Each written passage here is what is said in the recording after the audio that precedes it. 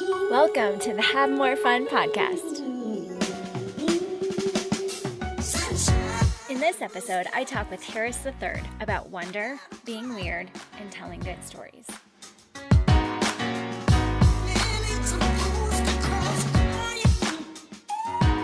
Yeah, this is when I'm hoping that you're also a psychotherapist, because this could easily turn into a counseling session for me.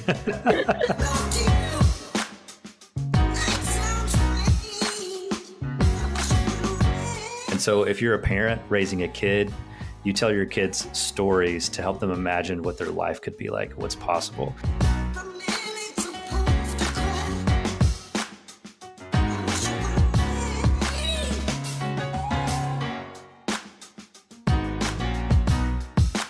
A few years ago, Joe and I decided to hike Half Dome for our anniversary. Now, I know what you're thinking, most romantic anniversary ever, right? So in order to do the hike, we got new hiking boots, we packed plenty of food, we calculated how much water we were going to need, and we even picked up gloves to wear on the cables that led up to the top of the mountain. And we even pre-planned stops along the way so that we could rest while still making it to the summit and then back to the valley floor before it got dark. We took the whole experience very seriously, and we were pretty proud of ourselves for making such good time on our ascent. That is until we turned around to head back down and realized that there were a whole group of hikers right behind us. They were laughing and joking and having the best time ever. A few of them were wearing Crocs on their feet. One woman was wearing a knee-length skirt, and the 6-year-old little girl who was with them hiked the same path that we did, carrying a handful of sticks and a Barbie in her hand. And she also had flip-flops on. Now, to be fair, the flip-flops did have a strap around the back to hold them in place, but still, they were open-toed flip-flops. They were living their best life, and Joe and I were focused on getting home before dark. At this point, Joe and I looked at our hydration packs and hiking boots and decided we could maybe relax a little bit and maybe not take ourselves and our hiking so seriously. We spent the downhill part of our hike talking about how sometimes we miss out on the fun and wonder of the experience because we're trying to do everything right so that we'll be prepared and safe and responsible. When really it doesn't have to be all that complicated. We can enjoy the process and not have all the right things and still get to the summit. It got me thinking about how we get misdirected in our priorities and lose our focus on what really matters. I read a quote this week by Elizabeth Gilbert where she said, "Be the weirdo who dares to enjoy, and while you're at it, do it differently than what's expected." Which, as soon as I read it, I thought about my friend Harris III and how he's helping people everywhere embrace their weird and regain wonder, which is why I am so thrilled that he is today's guest on the podcast. And between you and I, today's episode is one of my favorites. Harris III is an award-winning illusionist and founder of the Astoria Collective, a production company that champions the art of storytelling. He's a director and curator of the Story Conference, a gathering designed by creatives for creatives. And he and his wife, Kate, live in Nashville with their 2 kids and another on the way. And so without further ado, here is my friend, Harris III. Okay, so I absolutely loved a talk you did for Creative Mornings. And the whole idea of your entire talk was around the concept of being weird, which I really resonated with, that part of your story where you talk about how some of your journey has been a battle of recognizing you are weird and then wanting to run from weird and be like everyone else. And you talked about how you moved to a new city, bought a house in like a homogenous neighborhood and finally fit in with everyone. And then you felt even emptier than you had before. And so will you talk about how you navigated that roller coaster and kind of made peace with the idea of having your life look different than everyone else? Oh gosh, yes. I was just actually having lunch with a buddy, and he said to me that we were talking about the subject of embracing the things that make you weird. And he said, it's really just helping people be who they were before the world told them not to. And so I think there's something inside of all of us that feels a little bit weird or misunderstood. It doesn't really comply with culture because the world around us needs us to settle for the status quo and be a little bit more normal because that's how society functions. And so there's a lot of pressure to sort of conform to that idea and not be weird. One of my favorite films is the Alice in Wonderland film that Tim Burton produced. And in there's an opening scene. Everyone's opinions vary on the movie, I guess, as a film. I happen to love it. But in that opening scene, Alice wakes up from her dream or nightmare. She's not sure what to make of it, but she was off in Wonderland. And her dad comes into her room and says, "You had the dream again, didn't you?" And she goes, "Yes." And she says, "Have I gone mad?" And I love, there's so much insight into her asking her dad that question. But what I love is her dad's response. Her dad says, "Yes, you've gone entirely mad. You're off your head. You're entirely bonkers." And then he leans in and says, "But I'll tell you a secret. All the best people are." And I love that scene because it reminds us that all the magic that we have to offer the world is actually discovered in the times that we lean into all the things that make us weird. And so for me, I think my comfort level with it was through personal experience, discovering that all the things that I was searching for, the meaning and the true happiness, the joy, all the stuff that I was really looking for, that I often, because of my background, I refer to it as magic. There's like intangible, transcendent things that I feel like we're all searching for. To me, I became more comfortable with the idea of being weird because embracing my weirdness allowed me to discover the magic that I was looking for. Does that make sense? 100%. And I love a little bit further in that talk that you gave where you quoted, I think it was CJ Cassiota, who says, "In a sea of same weird winds." And I've seen that play out, I mean, over and over again in work that's innovative, in my friends' lives who are thriving, and even in parenting, how it is when you embrace that weirdness, like that's where the magic happens. And I really love Mm-hmm. how you kind of frame that. How has "In a Sea of Same Weird Winds" played out in your life? It's playing out right now in parenting, ironically, to be having this conversation with you. My son is 4 years old. He's incredibly dramatic in the best way possible. I don't mean that as like a negative, like teenage drama kind of thing. The other day, a storm was coming and he was standing on the front porch and he literally swoops through the air, puts his hand up next to the ear and he says, "Did you hear that, Dad? It's thunder," and it was just so dramatic. And so we have him, it's spring break right now in Nashville. We have him at theater camp. And he came home from theater camp yesterday, kind of bummed out because there's a kid in his class, in his group, that's, I think it's 4 and 5 year olds, and this kid is like a little bit older and 5, and it's so crazy that it's only 2 days into this thing, and already there's this natural hierarchy in the class of who the cool kid is.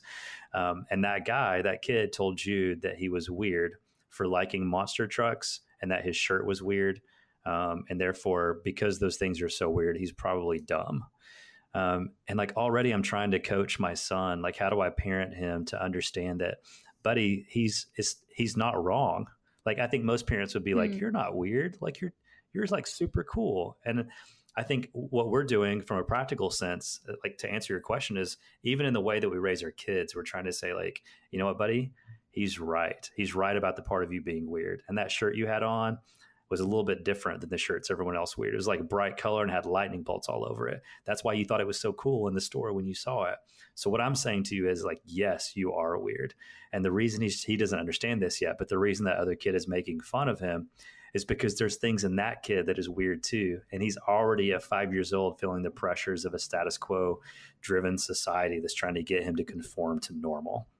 And because he's insecure about those things, or that weirdness isn't being championed in his own life by his own parents, he's trying to bully all the other kids into being more like him, because there's something about my son that stands out to make fun of. And so I'm trying to say like, hey, even at bed at night, we put our kids to bed, I try to think of, okay, in this season of life, what are the names that he's going to be called at school? What are the names that he's going to be called at when he's on the playground playing with other kids? I'm going to go ahead and call him those names and then follow it up. And I'll say, "But guess what, Jude?" And already he's trained to go, "But all the best ones are." I was like, "That's right. All the best ones are." Brilliant.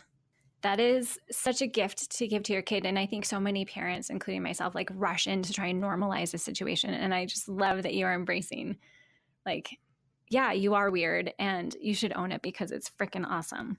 I love it so much. Yeah, we get the weird like educated out of us. We get wonder crushed, like all that stuff. It gets stamped out and crushed out and educated out, and it's like, gosh, all the things that help you succeed in your job as an adult, that help you succeed as a partner to your spouse, any part of your life is actually all the things that help you excel at that thing have to do with when you lean into your uniqueness, when you lean into those things that make you weird. And so when the bullies and the voices of cynicism in our world, when they come and try to name call and point out all those things that are weird, like somehow we have to get to the point where we're healthy enough mentally and emotionally and spiritually to just go, gosh, man, they're calling me these names and telling me all these things about myself because I guess they're right. But it's not that I should be more like them or be more normal and run away from those things. I should embrace that and lean into it because we don't want to settle for the status quo. So good. And kind of in a similar vein, we lose that ownership over our weirdness, just like we lose our sense of awe and wonder. And I know you talk a little bit about this. Sure. And there's a lot of different ways it happens. Like, right, sometimes it's death by paper cut, where it's a lot of little things over a long time. Yeah. And then I heard you say once that it's because we get fixated on the how instead of the wow. Sure. And then you talked about letting the wow breathe a little, especially in like our creative work. And so how do you in your own life work to maintain your own sense of wonder? Yeah, it's a great question. Because I think our natural tendency is to think that, wonder is that final night of vacation in a beautiful resort watching the sunset on the beach, or, our first kiss, or the first time we take our kids to Disney World. It's these sort of top of the roller coaster, moments. And therefore we're like, well, what do we do the rest of the year? What do we do on all the boring days when I'm just trying to get the laundry done around the house and keep it clean because the kids keep destroying it, or I'm just trying to get dinner on the table. Like, how do you find wonder in those moments? And I think there's this shift in our mindset that has to take place where we view wonder as something that is possible in the mundane. We try to find the beauty in the mundane. And I think it's possible if we view wonder as less of something that we experience and something that is awake in us that transformed the way we see everyday experiences. Maybe think of wonder in like a light switch on the wall. So if wonder is like a switch, so if that light switch is turned on, it changes everything about how you see everything in the room, including the way that you see yourself. Like if you stand in front of the mirror, but the lights are off, you can't even see yourself clearly. You can't see other people clearly. And so if you think of wonder like a switch, and cynicism shuts that switch off. And so it's like, how do we flip that wonder switch back on? How do we keep it on? For most of us, we're born with the wonder switch turned on. Childlike wonder is a thing. And so when we're born and we see magic in the world everywhere, that's why a kid sees magic every single day throughout the day. And then as adults, we go, yeah, magic is like, again, it's that sunset on the final night of vacation from our resort. And then we got to go back to the quote unquote real world. And so like, well, obviously wonder is not going to exist when we get back to the craziness of normal life.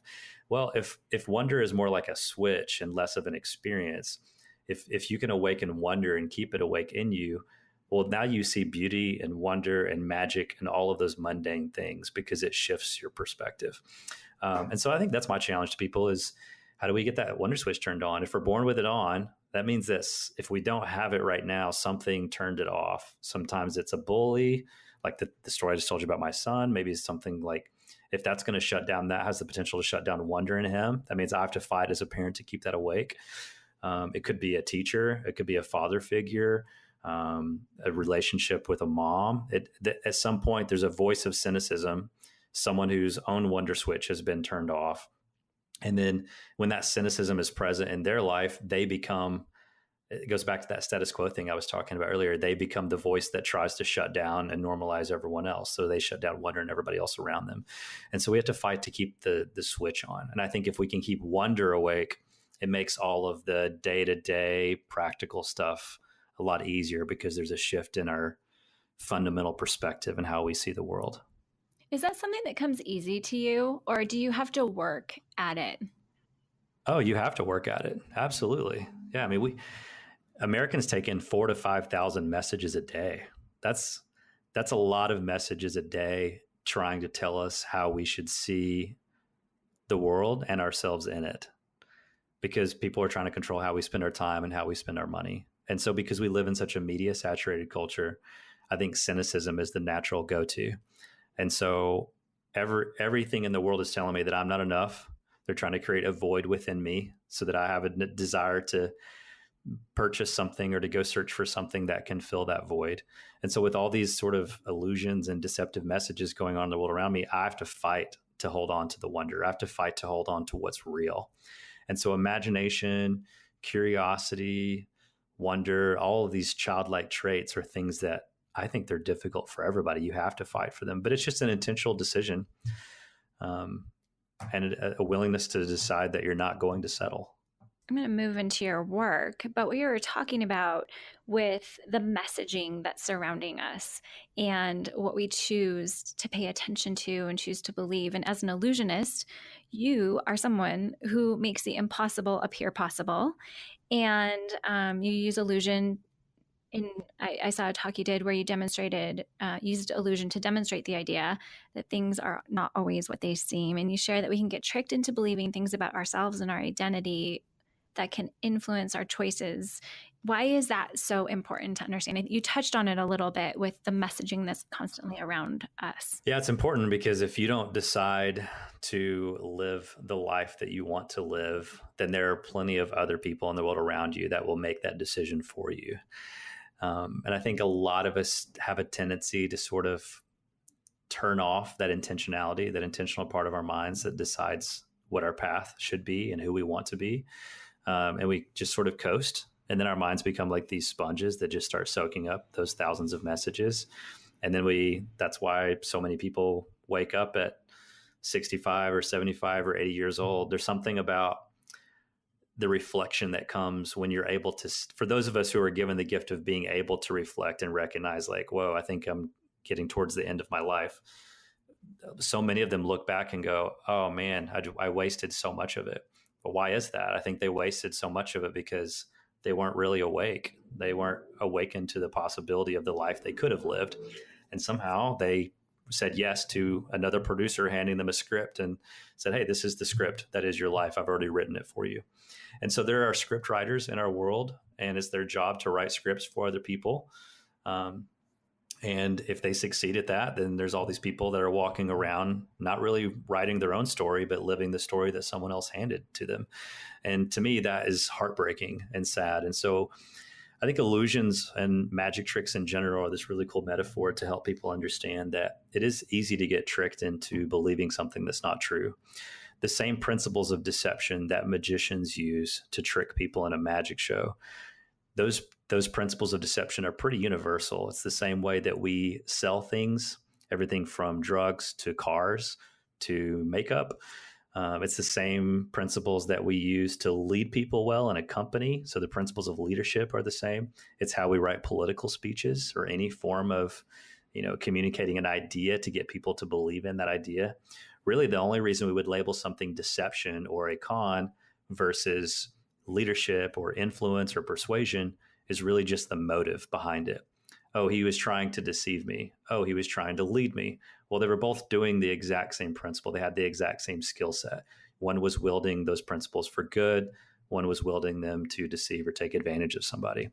And so I love using that idea of saying, hey, you looked like that thing was levitating just now, like it was floating in the air, but it wasn't. So is it possible that maybe there's something about how your feelings and emotions and senses work that sort of misperceived reality for a moment? And if it's possible in a magic show, is there even a small chance that it might be possible in your personal life, in the real world?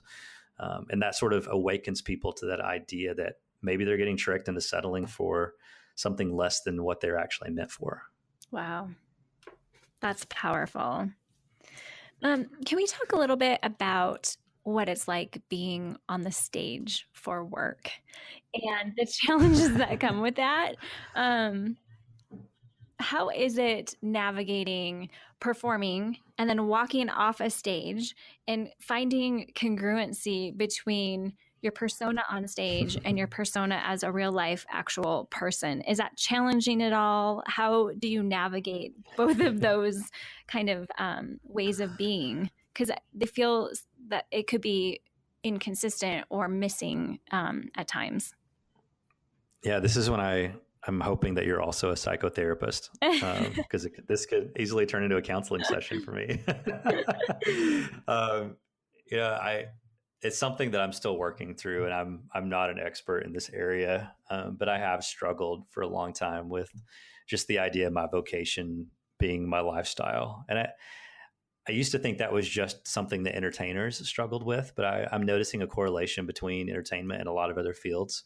But there is something about entertainers where, our our way of measuring success is, did the person who booked us, are they pleased with how happy the crowd was? Did the audience clap? Did they laugh? Were they amazed? Did we succeed at entertaining them? And your mind sort of starts to get trained to think that, oh, this is how life works. So people clap for me on stage, that's success. Does that mean that when I walk off stage that I'm still performing? And so when I say my vocation as an entertainer or an illusionist became my lifestyle, it's that I would perform a show on stage, get applause, and then I would walk off stage and the show never ended. And that's something that I wasn't even aware that I was doing probably until maybe 10 years ago. I'll be 35 this year. I would say my ages 21 to 25 were very formative for me, where I started working through a lot of issues and wounds from my childhood, and recognizing how my relationship with my parents shaped me, how much my relationship with my dad shaped me, and just getting to the point where I was like, gosh, it's possible for me to be loved as a human being for who I am and not for what I do. That's also a very 3 thing on the Enneagram. I don't know how, if you're... Are you a 3? I am a 3, yeah, on the Enneagram. An achiever. Definitely, no question. And so, all 3s would say, at least the majority of them would say, they struggle to feel loved for who they are and not for what they do. And so I think when you combine that 3ness with who I am personally, with the fact that I am supposed to be on stage getting applause for a living, it definitely creates this slippery slope. It's an interesting dynamic, and it makes criticism really difficult to deal with. So all the things that you're hearing me talk about how do you embrace the things that make you weird? How do you find your magic? How do you not settle for the status quo? That is only a result of me discovering those ideas through my own personal, failures and struggles, and trying to find what my own identity is. A lot of people come up to me after shows and they'll say, man, that's really creative. How did you come up with the idea to connect the dots between how tricks work and how all deception and persuasion works? And I was like, oh, that's funny. People think that I was brainstorming, and I was like, how can I package what I do to make it more marketable? Like, that's a creative talk idea. And I'm like, this wasn't me trying to come up with a good talk. This was me learning valuable life lessons and then trying to share them with other people. So when I was 21, living the American dream, was very successful financially from a young age. I remember being 15 years old and making more money than my parents had made combined in 2 years. I made it in 1 year. And so by the time you're 21 and had built your nice house in a wealthy suburb and had your nice expensive lifestyle, I was going to bed every night thinking, like, gosh, if I'm 21, like, what's next? Where do I go from here?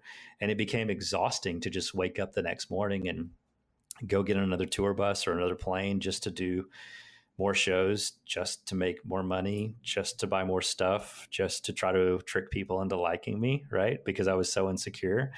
And so you recognize this exhausting cycle, and then you start connecting the dots and realizing, like, man, my identity is so wrapped up in what other people think about me, which is why the critics and the bullies of the world, why I give them such a big microphone. Like, why do I care so much about what these people think? It's because my identity is wrapped up in what other people think about me.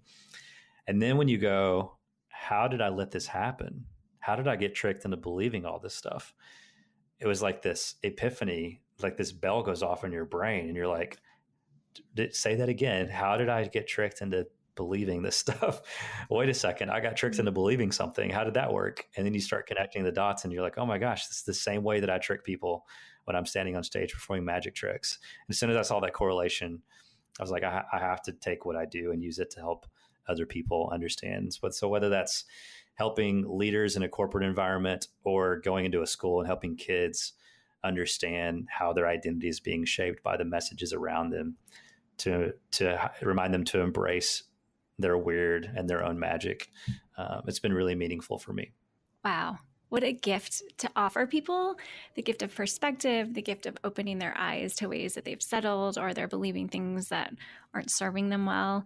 And some of that carries over into your work at Story. A few years ago, you took over the conference in Nashville.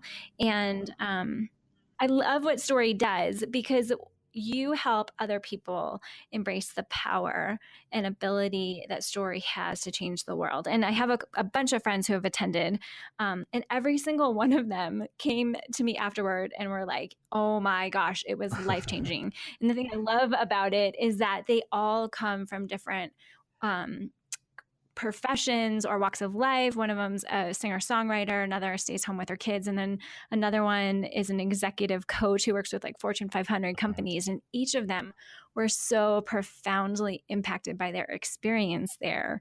I listened to a podcast you did, and you were talking about the importance of meeting our creative work halfway. Would you talk a little bit about that idea? Because I think there's so many people out there who have a story to tell, who have creative work they want to put into the world, and yet they have no clue where to start. That's a great question. Gosh, that could be an entire podcast episode, I think. I think what I would say to that idea of meeting your work halfway is just to start. And I think a lot of people have a hard time starting because they don't think that their story matters as much as it actually does, or they don't think that their story is very interesting. And that's because so many people are focused on the happy ending, the climax of the story where everything turns out okay. And most of us are, I have a friend who says everyone is either coming out of a crisis, in the middle of a crisis, or heading into another crisis. And that's true. It's just kind of the cycle of the way stories work. And because our life is a story, it's the way our lives work. And so I think most of us think our stories aren't interesting because we're in the middle of the crisis part, or we just got out of one and we don't know what we've learned, or we see another one on the horizon and we think we have to have all that figured out. But what's interesting about stories is that a story without conflict and crisis is actually not that interesting of a story. And so I would just say start somewhere. And if you're in a line of work or you're interested in exploring the idea of something that has nothing to do with your personal story, but just telling other stories that need to be told, whether that's the story of something you have to do at work, or a project you're working on, an idea you want to get out into the world, or someone else's story. So much of it has to do with understanding the role that stories play. And it really comes back to where we started on the subject of weird and the idea of wonder.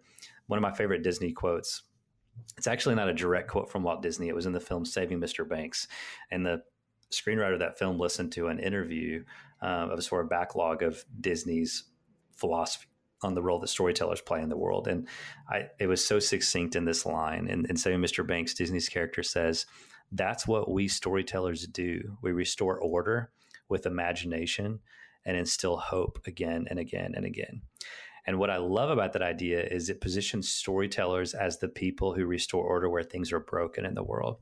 And I think everyone, regardless of their worldview or their spirituality or their lack of spirituality, we all have this thing in the world that we can see that we're discontent with. We're like, that, we don't like that. That shouldn't be. That seems broken to me. I wish there was a way that we as humanity could fix it. Well, that Disney idea says that's what storytellers do. We fix things. So where things are broken, we restore order by helping people reimagine what could be. And the most powerful thing a story does is it awakens wonder to what's possible. It stirs our imaginations of helping imagine a new and better world. Look, today, I don't know when this podcast releases, but at the time of recording, today is the 50th anniversary of the assassination of Martin Luther King. Most people think of MLK as an activist or a reverend or a public speaker. I think he was a storyteller, because when he walked up to a mic or a podium and said, "I have a dream," really all he was doing, he was using words to tell a story. He was painting a picture of a world that didn't exist yet. But when you tell a story, people imagine what that could feel like, what that story could be like. So I have a dream of this new and better world. He helped people imagine that new and better world. And then he did what great storytellers do. He extended his hand and invited people to come in and be a character in that story, to play a part of creating that new and better world. And so when you begin to see storytellers as that role, they become almost like these cultural architects, I guess, is for lack of a better words. If storytellers are cultural architects, that means that storytellers wield this superpower to literally change what the future looks like. We get to decide what the future looks like. And so if you're a parent raising a kid, You tell your kids stories to help them imagine what their life could be like, what's possible.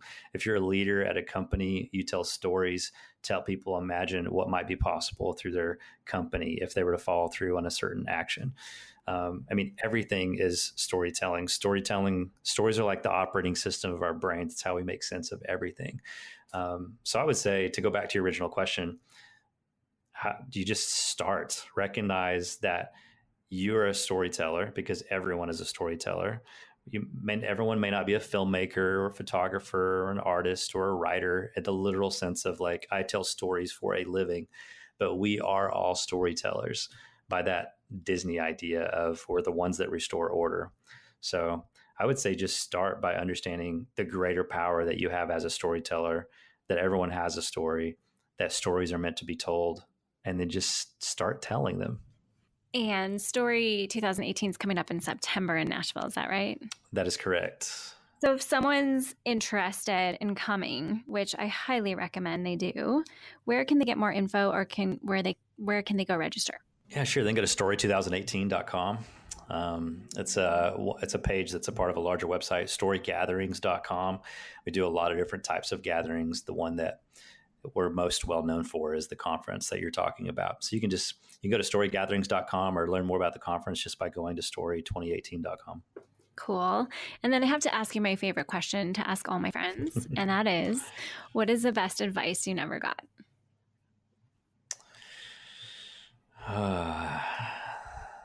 The best advice I never got, to never grow up. Ooh, that's good. So much of my childhood was surrounded by people going, grow up, stop whining, like it's time to be an adult. And it could have been maybe the household I grew up in, the part of the country I grew up in. There was this really large value placed on like becoming an adult and working hard for what you get in life. And I value all those things because of the way I was raised. And obviously it's hard to put a price tag on the value of a kid learning to work hard and to do things with professionalism and excellence. But I think out of that came this mentality of, gosh, I need to be a grown-up.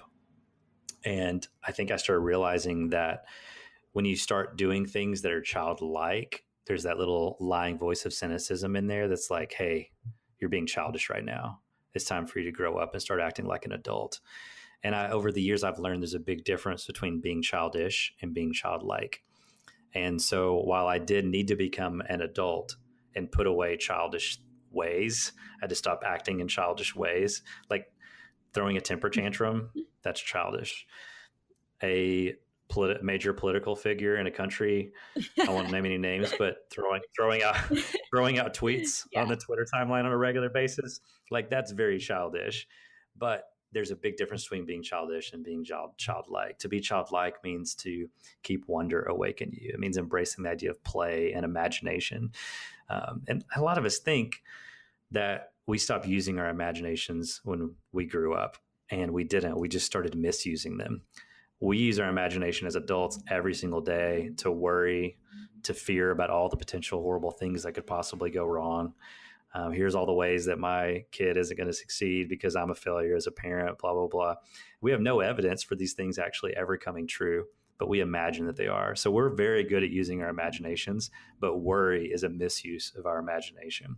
And I think when wonder dies, we start using our imagination to worry and fear. And when wonder is reawakened, we begin to use our imagination the way that we did when we were little kids, to dream up possibilities, to imagine what could happen, to live in these fantasy worlds where anything is possible.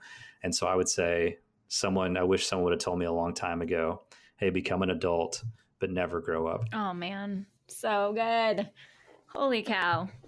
Okay, I have one last question for you, and it kind of will lend itself to your last answer, but the last question is, how do you cultivate more fun in your life? Believe in magic again. Yeah, learn to see it everywhere. What's great about that question is it summarizes everything that we've talked about this entire interview. You take all of that and do it, and it feels like work. It feels like, depending on the perspective that someone's listening to this episode from, because they can go, oh, I'm listening to this. This is great advice for my job, or this is great advice for parenting. It's also great advice on how to cultivate more fun. when you learn to believe in real magic again, that anything is possible, it is so much fun, because when that wonder is reawakened, you begin to see possibility and fun everywhere. And so all the things that you heard people yelling at you to stop doing, like, hey, stop acting like a little kid, start doing them again. Like, who having a food fight in your house, like, that feels like a horrible idea as a parent. If part of me wants to go home and have a food fight with my kids tonight, because I'm talking. I've never done that, but this is like, this is me. I like that idea. This is me riffing off the cuff. Totally. I'm like, does it make a huge mess afterwards? Yes. Will your kids ever forget that? Never. Absolutely not, because they will grow up believing, man, my parents, they gave me this magical childhood, and they just knew how to have fun. And that will awaken wonder in them, and a belief that anything is possible that will stay awake for a very long time. So good. Okay, we're each going to go home and do food fights at our respective houses tonight. As long as it's like dry food. I don't know if I want to like... You're not going... I don't want to be wiping icing and pasta sauce off the walls. No ice cream. Oh yeah, no milk products. Hey, thanks so much for listening. Make sure to subscribe so you don't miss an episode. Now go out and have more fun, and don't come back until you do.